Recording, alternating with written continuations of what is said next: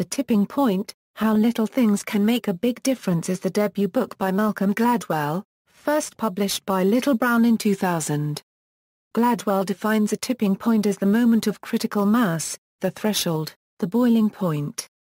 The book seeks to explain and describe the mysterious sociological changes that mark everyday life. As Gladwell states, ideas and products and messages and behaviors spread like viruses do. The examples of such changes in his book include the rise in popularity and sales of Hush Puppies shoes in the mid-1990s and the steep drop in the New York City crime rate after 1990. The Three Rules. Malcolm Gladwell describes the three rules of epidemics in the tipping points of epidemics.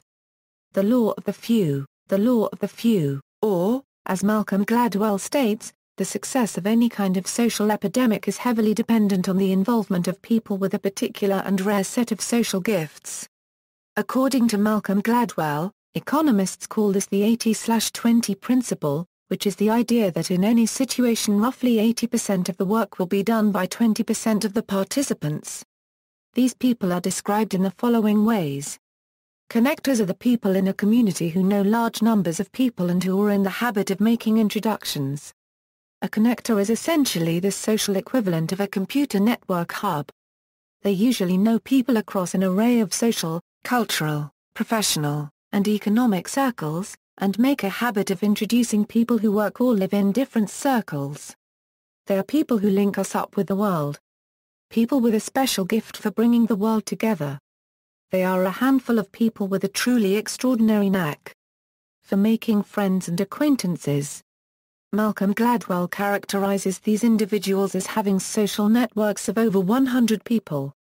To illustrate, he cites the following examples: The Midnight Ride of Paul Revere, Milgram's Experiments in the Small World Problem, The 6 Degrees of Kevin Bacon Trivia Game, Dallas businessman Roger Horchow, and Chicago and Lois Weisberg, a person who understands the concept of the weak tie. Gladwell attributes the social success of connectors to the fact that their ability to span many different worlds is a function of something intrinsic to their personality, some combination of curiosity, self-confidence, sociability, and energy. Mavens are information specialists, or people we rely upon to connect us with new information. They accumulate knowledge, especially about the marketplace, and know how to share it with others. Gladwell cites Mark Alpert as a prototypical maven who is almost pathologically helpful, further adding, he can't help himself. In this vein, Alpert himself concedes, a maven is someone who wants to solve other people's problems, generally by solving his own. According to Gladwell, mavens start word-of-mouth epidemics due to their knowledge, social skills, and ability to communicate. As Malcolm Gladwell states, mavens are really information brokers, sharing and trading what they know. Salesmen are persuaders, charismatic people with powerful negotiation skills. They tend to have an indefinable trait that goes beyond what they say, which makes others want to agree with them. Malcolm Gladwell's examples include California businessman Tom Gow and news anchor Peter Jennings, and he cites several studies about the persuasive implications of nonverbal cues, including a headphone nod study and William S. Condon's cultural microrhythm study.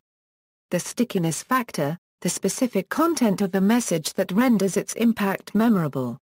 Popular children's television programs such as Sesame Street and Blue's Clues pioneered the properties of the stickiness factor, thus enhancing the effective retention of the educational content in tandem with its entertainment value.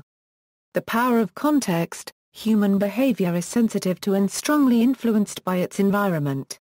As Malcolm Gladwell says, epidemics are sensitive to the conditions and circumstances of the times and places in which they occur. For example, zero-tolerance efforts to combat minor crimes such as fare beating and vandalism on the New York subway led to a decline in more violent crimes citywide. Gladwell describes the bystander effect, and explains how Dunbar's number plays into the tipping point, using Rebecca Wells' novel Divine Secrets of the Ya-Ya Sisterhood, evangelist John Wesley, and the high-tech firm W.L. Gore and Associates.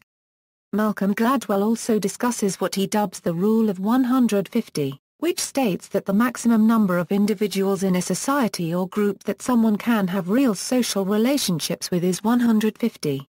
Other key concepts. Gladwell also includes 2 chapters of case studies, situations in which tipping point concepts were used in specific situations.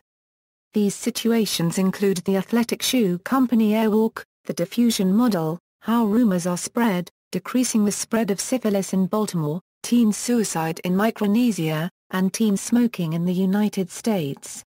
Reception. Public. Malcolm Gladwell and his co-partner, John Decker, both received an estimated $1.5 million advance for The Tipping Point, which sold 1.7 million copies by 2006. In the wake of the book's success, Gladwell was able to earn as much as $40,000 per lecture. Sales increased again in 2006 after the release of Gladwell's next book, Blink. Scientific. Some of Malcolm Gladwell's analysis as to why the phenomenon of the tipping point occurs and its unpredictable elements is based on the 1967 Small World experiment by social psychologist Stanley Milgram. Milgram distributed letters to 160 students in Nebraska, with instructions that they be sent to a stockbroker in Boston by passing the letters to anyone else that they believed to be socially closer to the target. The study found that it took an average of 6 links to deliver each letter.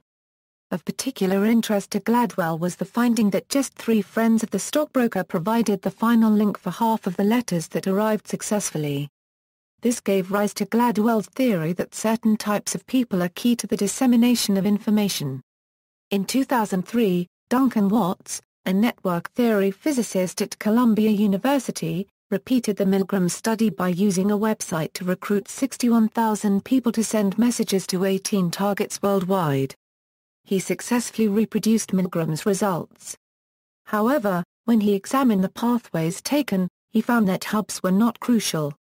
Only 5% of the email messages had passed through one of the hubs. This casts doubt on Gladwell's assertion that specific types of people are responsible for bringing about large levels of change.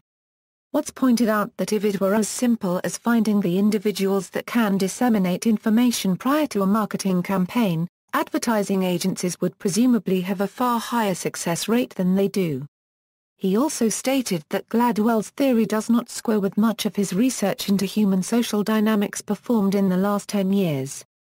Economist Stephen Levitt and Malcolm Gladwell have a running dispute about whether the fall in New York City's crime rate can be attributed to the actions of the police department and the fixing broken windows effect. In his book Freakonomics, Levitt attributes the decrease in crime to 2 primary factors: 1, a drastic increase in the number of police officers trained and deployed on the streets, as well the hiring of Raymond W. Kelly as police commissioner, and 2, a decrease in the number of unwanted children because of Roe v. Wade, causing crime to drop nationally in all major cities, even in Los Angeles, a city notorious for bad policing. See also, diffusion of innovations, epidemiology, fold catastrophe, hundreds monkey effect, meme, made to stick, microtrends, the small forces behind tomorrow's big changes, the Big Mo, references. External links, review in the New York Times, The Tipping Point on Malcolm Gladwell's webpage.